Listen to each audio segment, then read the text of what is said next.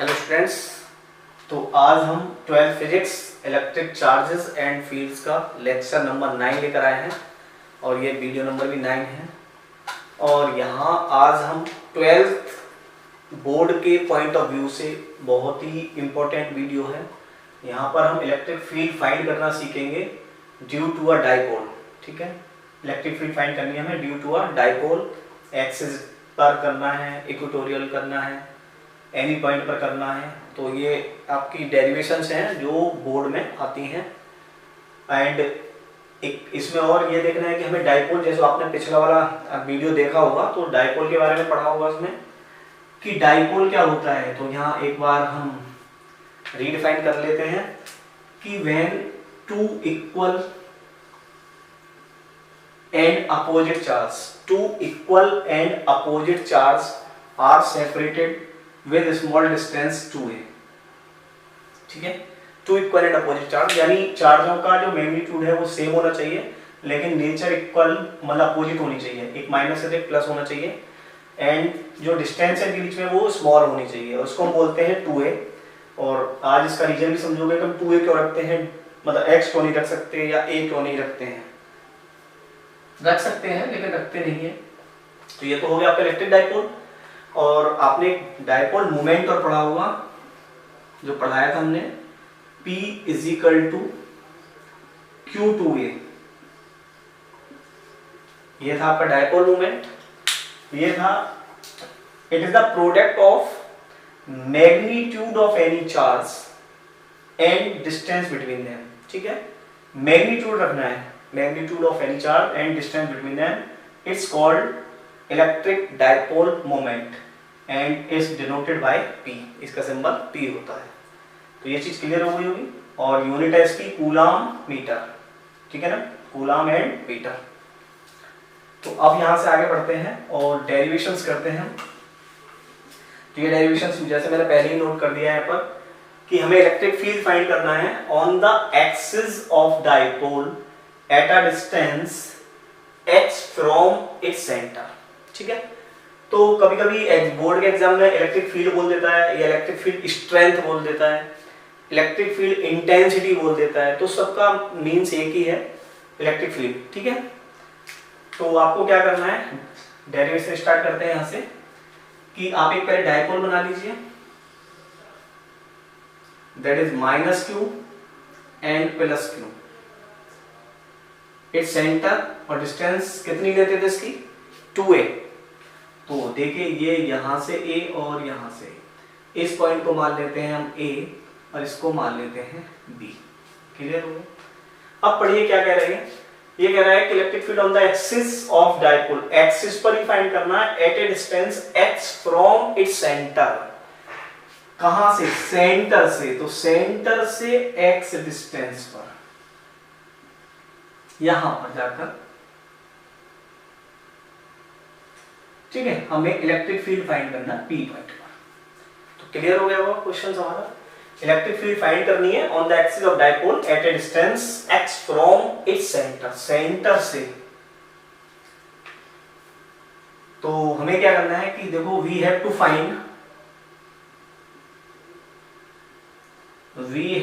Find electric field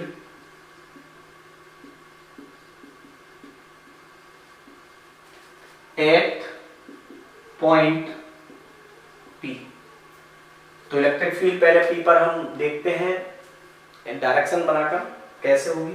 तो यहां पर आ जाइए, यहां देखते हैं। तो इस प्लस की वजह से फील्ड आउट,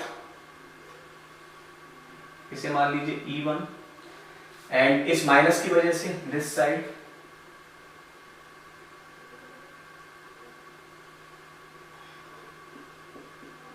ठीक है, देखिए ये चार्ज पास में है और ये चार्ज इस पॉइंट के पास है तो इसकी इलेक्ट्रिक फील्ड थोड़ी स्ट्रांग होगी। तो हमने एरो को थोड़ा बड़ा बनाया है ताकि मैग्नीट्यूड हमें दिखाई दे सके। ये चार्ज दूर है तो इसकी इलेक्ट्रिक फील्ड कम होगी, इसलिए हमने एरो का मैग्नीट्यूड कम दिखाया है। तो ये आपको याद रखना है। तो अगर हम इस पॉइंट पर ई नेट की बात करें, समझ में आ रहा है। देखिए एक E1 ऐसे है, एक E2 ऐसे है। तो अगर हम इस पॉइंट पर ई नेट की बात करें ई नेट कहां पर निकालना है, पी पॉइंट पर। तो देखिए हमें समझ में आ रहा है कि आपको क्या करना पड़ेगा, E1 माइनस E2।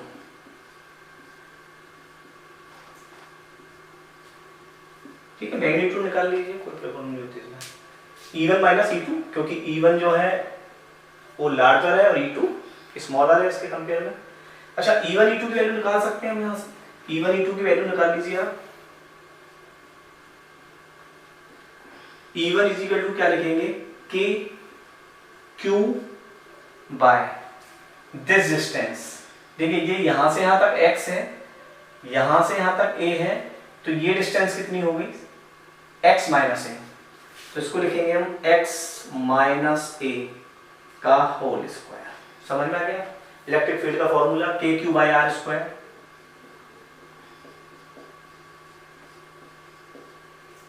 ठीक है, अच्छा जी, E2 भी फाइंड कर लेते हैं। E2 फाइंड कीजिए, E2 फाइंड करते हैं। तो E2 इस चार्ज की वजह से के क्यू, यहां से और इस पॉइंट की डिस्टेंस को देखिए, तो देखिए यहां तक x है और ये a है, तो हम इसे लिख सकते हैं x प्लस a। तो अब आपको ये भी समझ में आ गया होगा हम 2a क्यों लेते हैं। 2a लेने से हमें क्या होता है कि हम जितनी भी एक्सिस इलेक्ट्रिक फील्ड फाइंड करेंगे वो सेंटर से फाइंड करेंगे, तो उसे हम a में इजीली डिवाइड कर लेंगे। अगर बाई चांस हम इसको a ही लेते तो फिर हमें a/2 करनी पड़ती, तो थोड़ी कैलकुलेशन हमें टिपिकल हो जाती, इसलिए इसको हम 2a लेते हैं। ठीक है जी, आपकी इलेक्ट्रिक फील्ड आ गई। तो अब आप यहां लिख लीजिए इसको E नेट, और E नेट क्या होगा, E2 माइनस E1। तो इसको लिख लें k q upon x minus ए का whole square minus k q upon x plus ए का whole square, and E net k q common कर लें, यहां बचेगा 1 अपॉन x माइनस ए का whole square minus 1 upon x plus ए का होल स्क्वायर। आगे solve करते हैं। E net k Q LCM कितना आएगा, X square minus A square का whole square by X minus A, ये X plus A, X square minus A square का whole square, and इधर लिख सकते हैं आप एक्स प्लस ए का whole square and minus X minus ए का होल स्क्वायर। सो ई नेट के क्यू, इसको ओपन कर लीजिए a प्लस बी, तो X square plus A square plus 2ax minus X square minus A square plus 2ax, और नीचे आ गया X square minus A square का होल स्क्वायर। देखिए minus X square plus X square cancel, minus A square plus A square cancel, 2ax and 2x, then 4ax, so we can write it kq 4ax by x square minus a square का whole square. Clear हो गया होगा यहाँ तक। देखिए इसके आगे करते हैं। यहाँ से हमने एक डाइपोल मोमेंट बताया था आपको पहले। डाइपोल मोमेंट क्या होता है, P is equal to Q into 2a, यही था। ठीक है, तो यहां देखिए Q है, 4 को हम 2 इंटू 2 करेंगे और 2a को Q के साथ लेंगे तो हम P बना सकते हैं, यानी we can write it E net is equal to KQ 2 into 2ax, clear हो गया होगा, and X square minus A square का whole square, Q into 2a, आया समझ, Q into 2a, that is the dipole moment. तो इसे हम लिख सकते हैं E net is equal to 2kp x by X square minus A. ठीक है, तो ई नेट आपका हो गया 2kpx x square minus a square का होल स्क्वायर। अच्छा यहाँ देखिए, जो हमने पहले बोला था कि ये जो 2a डिस्टेंस होती है कितनी होती है, बहुत वेरी वेरी स्मॉल होती है। तो a x की कंपेयर में वेरी वेरी स्मॉल, तो हम लिख सकते हैं x is greater than a। It means x के कंपेयर में हम a को नेगलेक्ट कर सकते हैं, और अगर हम इसे नेगलेक्ट करेंगे तो जो ई नेट आ जाएगा आपका वो होगा 2kp x, a square neglect हो गया, x स्क्वायर और उसका स्क्वायर तो x की पावर 4, और x की पावर 4 से एक पावर कैंसिल हो जाएगी, तो आपका आंसर आ जाएगा 2kp upon x cube. This is the E net at p point. तो डेरिवेशन क्लियर हो गया होगा, हमें ऐसे ही करना है, बोर्ड में आएगा तो पूरा सेम टू सेम ऐसे ही करना पड़ेगा आपको। तो ई नेट आ गया आपका 2kp x क्यूब, ठीक है, स्क्रीनशॉट ले सकते हैं।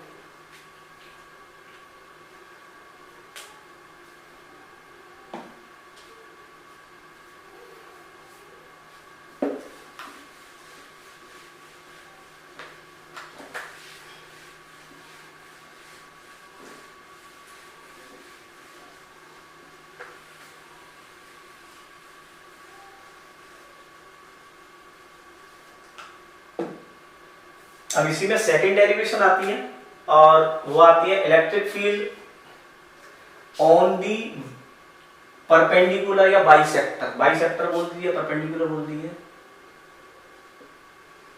Bisector, perpendicular bisector of dipole eight a distance x from its centre. ये वाली जो हमने निकाली थी एक्सिस पर निकाली थी, और अब हमें परपेंडिकुलर बाइसेक्टर पर निकालनी है। तो इसको हम करेंगे, देखिए यहां डायपोल बना लीजिए, minus Q plus Q, this is dipole, ठीक है, और ये सेंटर से सेंटर डिस्टेंस हो गई, this is A and this is a से ए, ये डिस्टेंस हो गई है हमारी यहां से, और यहां से एक्स एक्सिस पर जाकर इस P पॉइंट पर हमें इलेक्ट्रिक फील्ड फाइंड करनी है। तो हमें क्या करना है, हमें करना है we have to find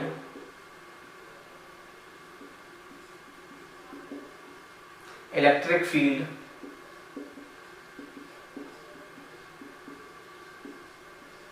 at point P।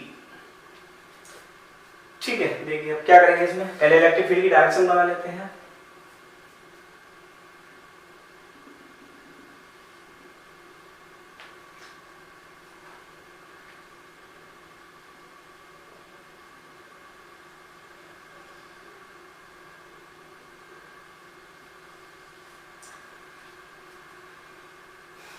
इसे ऊपर लिख देते हैं यहाँ डायपोल, ठीक है। अच्छा, पॉजिटिव से आउटवर्ड फील्ड ऐसे आएगी, और नेगेटिव से टुवर्ड्स। तो देखिए यहाँ फील्ड इस बार कुछ ऐसी आई है, इसे E1 मान लेते हैं, इसे हम E2 मान लेते हैं। तो अब हमें दिखाई दे रहा है कि फील्ड कुछ एंगल पर आ गई है, तो इनका जो E नेट है वो कुछ इस टाइप से आएगा, यानी इस E1 के दो कंपोनेंट्स होंगे, एक दिस साइड और एक दिस साइड। इस E2 के भी दो कंपोनेंट्स होंगे, एक इस डायरेक्शन में और एक इस डायरेक्शन में। क्लियर है? अच्छा देखिए, ये एंगल थीटा, तो ये एंगल भी थीटा होगा, और ये एंगल थीटा, तो ये भी थीटा होगा। और जिस साइड थीटा होता है आपको पता है वहां होता है कॉस, तो ये वाला जो होगा ये होगा आपका E1 cos थीटा, और इसी डायरेक्शन में E2 cos थीटा, इस डायरेक्शन में हो जाएगा E1 sin थीटा, और इसमें हो जाएगा E2 sin थीटा। ये क्लियर हो गया होगा आपको डायग्राम? ठीक है, अब देखिए क्या करना है, और इसमें देखिए जो इलेक्ट्रिक डायपोल के मूवमेंट की डायरेक्शन होती है वो इस डायरेक्शन में होती है, नेगेटिव पॉजिटिव, और यहाँ पर जो इलेक्ट्रिक फील्ड आएगी वो उसके जस्ट अपोजिट आएगी। तो सबसे पहले हमें क्या करना है, सबसे पहले हम अब देखिए यहाँ पर लिख लेते हैं हम ई नेट। तो ई नेट आपको समझ में आ रहा है किसकी वजह से आएगा, E1 cos theta plus E2 cos theta, यही नॉट होगा, क्योंकि E1 sin theta and E2 sin theta will cancel. E1 sin theta perpendicular opposite है एक दूसरे के, देखिए तो E1 sin theta and E2 sin theta will cancel out, ये कैंसिल आउट हो जाएंगे और ऐड कौन से होंगे, E1 cos थीटा और E2 cos थीटा आपके ऐड हो जाएंगे। तो अब यहाँ पर पहले हम E1 E2 निकाल लेते हैं, तो इधर निकाल लीजिए E1 E2। तो E1 E2 को देखते हैं, E1 E2 निकालना है तो हम E1 को क्या लिखेंगे यहाँ पर कि Q बाय, देखिए डिस्टेंस कौन सी लेनी है, डिस्टेंस ये वाली लेनी है, इसको हम मान लेते हैं स्मॉल r, तो KQ बाय R स्क्वायर, और E2 भी निकाल लीजिए, E2 को भी लिखेंगे हम KQ बाय R स्क्वायर, क्योंकि ये डिस्टेंस भी R होगी, और R निकालोगे तो R इज इक्वल टू आप लिखेंगे x square plus a square. Clear हो गया होगा ये। तो यहाँ पर देखिए E1 और E2 दोनों सेम हैं, अगर E1 E2 दोनों सेम है तो हम इसको E1 ही लिख सकते हैं या E2 ही लिख सकते हैं। तो जो E नेट आएगा वो आ जाएगा आपका 2E1 cos थीटा या 2E2 cos थीटा, और E net 2KQ by R square की जगह वैल्यू लिख लें, R स्क्वायर की जगह आप लिख सकते हैं x square plus a square, cos theta की वैल्यू और लिख सकते हैं, ऐसे cos थीटा की वैल्यू लिखिए, cos थीटा की वैल्यू लिखेंगे a बाई r, यानी a और r की वैल्यू है आपकी x square plus a square. तो जो E नेट है वो हो गया आपका, देखिए 2QA, this is a dipole moment, P is equal to Q2A, तो ये डायपोल मोमेंट हो गया, तो इसको लिखेंगे KP upon 1 and 1/2, so x square plus a square का 3/2। यहाँ पर भी हमें क्या करना है, जो x है वो ग्रेटर देन है compare to a, so a को नेगलेक्ट कर सकते हैं और इसको लिखेंगे हम फिर वापस E net is equal to KP x square square square cancel x cube, this is E net at point P perpendicular bisector. ठीक है। अच्छा यहाँ पर एक चीज देखिए, आपने अभी इससे पहले सोल्व करा था एक्सिस पर, तो एक्सिस पर जो E आई थी वो आई थी आपकी 2KP बाई एक्स क्यूब, और अगर हम परपेंडिकुलर बाइसेक्टर पर निकाल रहे हैं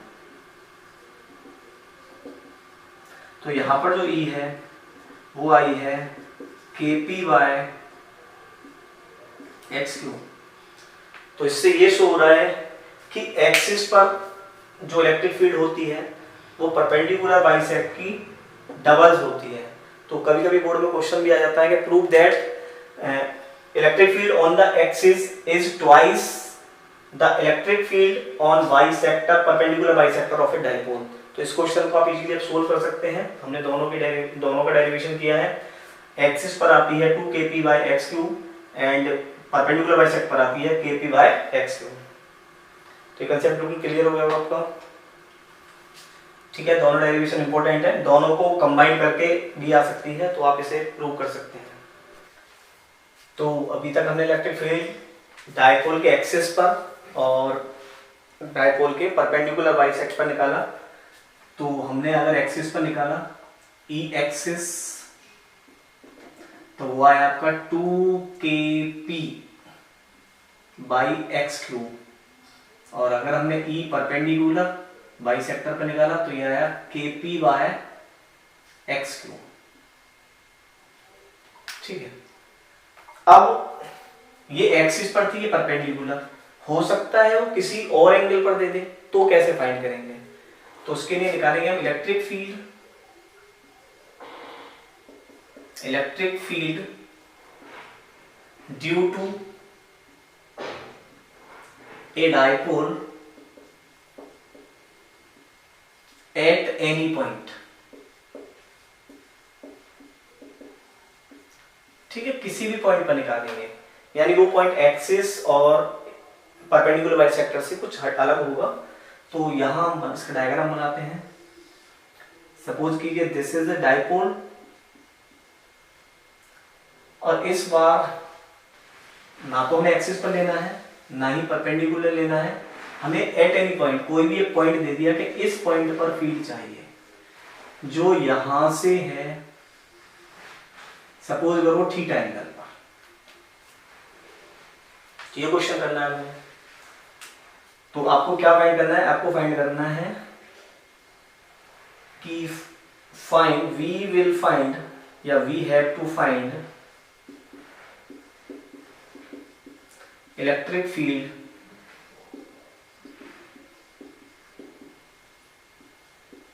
एट पॉइंट P। ठीक है, तो यहां पर हम देखते हैं कि आपको बताया था कि जो डायपोल मोमेंट की डायरेक्शन होती है वो नेगेटिव से पॉजिटिव होती है, तो यहां पर डायपोल मोमेंट की डायरेक्शन ऐसे होगी, यानी ये P की डायरेक्शन है ये वाली। तो हम P के दो कंपोनेंट्स कर लेते हैं। ठीक है, इससे नीचे लिख लेते हैं थोड़ा, ताकि आपको डायग्राम क्लियर हो जाए। We have to find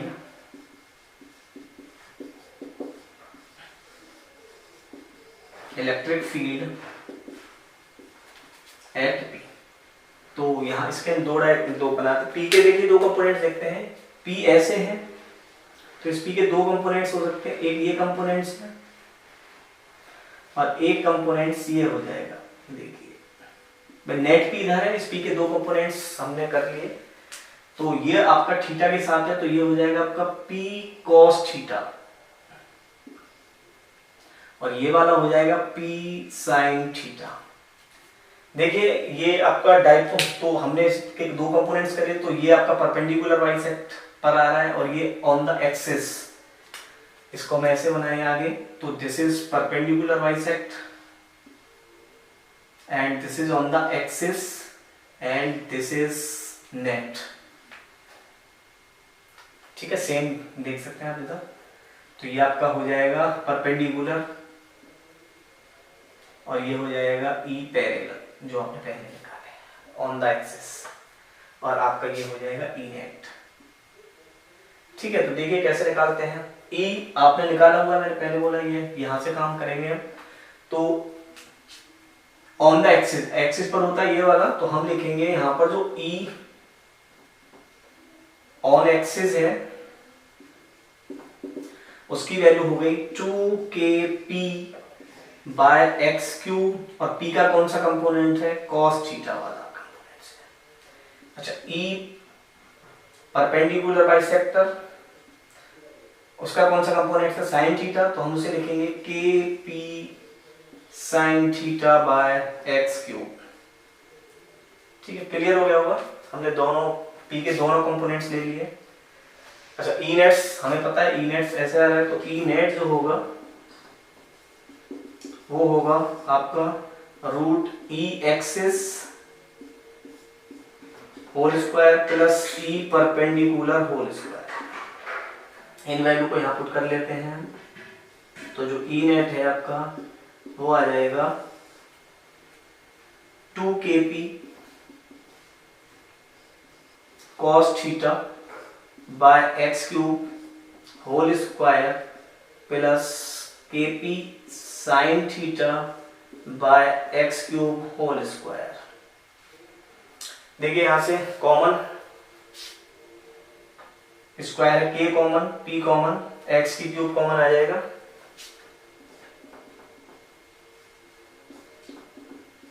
kp by x cube, यहां रह गया 2 cos theta plus sine theta. ठीक है, इसे आगे सोल्व कर लेते हैं। ई नेट इस साइड निकाल लीजिए इसे, E net kp by x cube 2 cos theta का होल स्क्वायर करोगे तो 4 cos square theta plus sine square theta. E net equals to kp by x cube, 4 cos square theta को हम देखो ऐसे लिख सकते हैं 3 cos square theta plus cos square theta plus sine square theta. So E net equals to kp by x cube 3 cos square theta plus cos square theta plus sine square theta is equal to 1। This is E net at p। ठीक है, तो अगर eight any point पूछे तो हमें इस तरह से डेरिवेशन करना है। एक शॉर्टकट और इजी मेथड से आप इजीली कर सकते हैं इसको इस तरह से, kp by x cube 3 cos square theta plus 1। हमसे अगर ये एंगल की बात करें थीटा, तो हमें पता है कि हम इसको इधर शिफ्ट कर दें और यहाँ इनके बीच का अगर एंगल भी लेना है तो so tan alpha is equal to E perpendicular upon E parallel.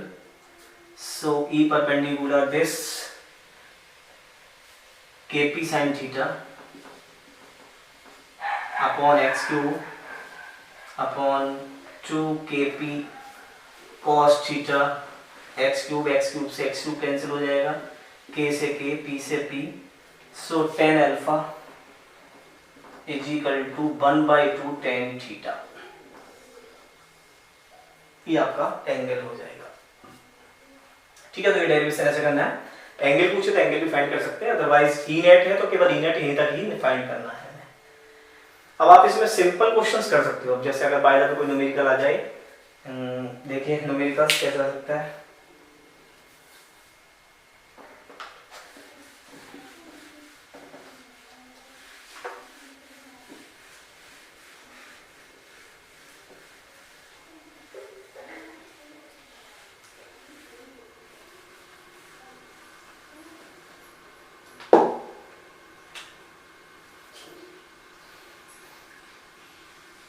आपसे बोला कि यहाँ पर 2 माइक्रोकूलम चार्ज और यहाँ पर 2 माइक्रोकूलम चार्ज, और ये डिस्टेंस मान लीजिए 10 सेंटीमीटर या 10 मिलीमीटर,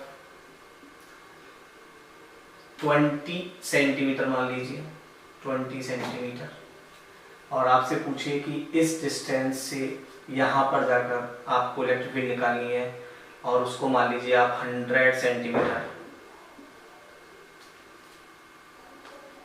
या 1 मीटर, कुछ भी मान सकते हैं, 1 मीटर मान लीजिए, बड़ी डिस्टेंस ले लीजिए, तो इस पॉइंट पर आप इलेक्ट्रिक फील्ड निकाल सकते हैं इजीली आप, क्योंकि आपके पास फॉर्मूला है एक्सिस वाला।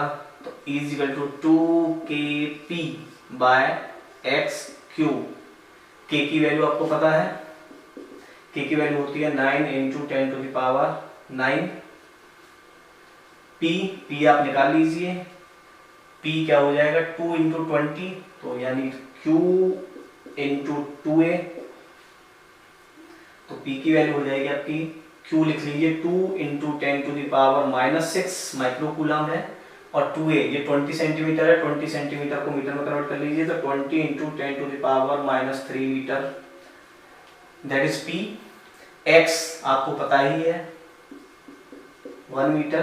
तो इस टाइप से आप सभी क्वेश्चन को सोल्व कर सकते हैं। यहाँ से इस टाइप के क्वेश्चन आ जाए, इजीली वैल्यू पुट कर दीजिए, सिंपल क्वेश्चन होंगे, आपको फॉर्मूला कर गिवन है तो इस टाइप से आपको वैल्यू बतानी है।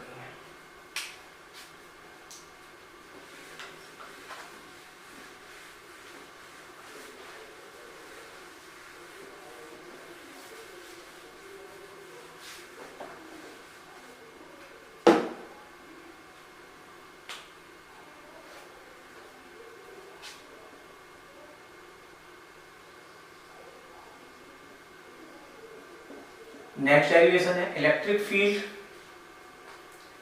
ड्यू टू अ डाइपोल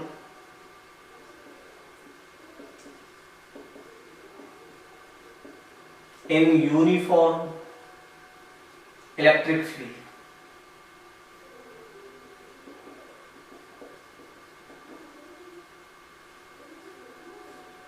ठीक है, इलेक्ट्रिक फील्ड निकालनी है due to a dipole in uniform electric field.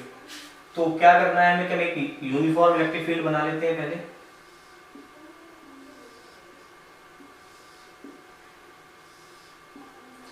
और इसमें एक डाइपोल प्लेस कर देते हैं। ये डाइपोल का सेंटर मान लें, यहां चार्ज मान लीजिए -q, यहां मान लीजिए +q, और ये है डाइपोल का सेंटर, और उसकी डिस्टेंस आप 2a या 2l कुछ भी मान लीजिए, l एंड l। ठीक है, और ये है आपका यूनिफॉर्म इलेक्ट्रिक फील्ड। तो एक तो when an object is placed या when a charge is placed in a uniform electric field, तो it experience a force that is F = QE। ये हमें याद रखना है कि इलेक्ट्रिक फील्ड के अंदर inside electric field charge experience a force that is F = QE। तो यहां देखिए E पॉजिटिव चार्ज है, तो इस पर इस डायरेक्शन में और इस पर इस डायरेक्शन में फोर्स लगेगी। इसे मान लें F1, इसे मान लें F2, और ये इस डायपोल को रोटेट कराने की कोशिश करेगी, ऐसे रोटेट कराएगी। और ये कब तक रोटेट कराएगी, जब तक कि ये यहाँ पर आकर ऐसे ना हो जाए। यहाँ पर आने पर आपको पता है इक्वल फोर्स है, फिर ये ऐसे स्ट्रेस करेंगे, तो ये फोर्स इस पॉइंट को इधर लाएगी, इसको उधर, तो ये जो डाइपोल है ये रोटेट होना स्टार्ट हो जाएगा।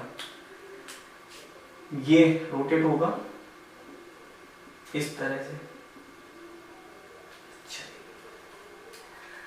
तो हम लिखेंगे इसमें कि when a dipole is placed in uniform electric field, it experience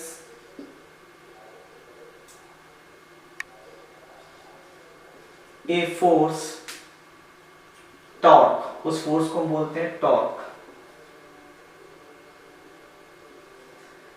that will try to rotate it, जो इसे रोटेट कराने की कोशिश करेगी। और टॉर्क के बारे में जानते हैं कि टॉर्क होती है वो होती है फोर्स इनटू डिस्प्लेसमेंट, या डिस्प्लेसमेंट का मतलब परपेंडिकुलर डिस्टेंस, या बोल देते हैं हम आर्म ऑफ कपल,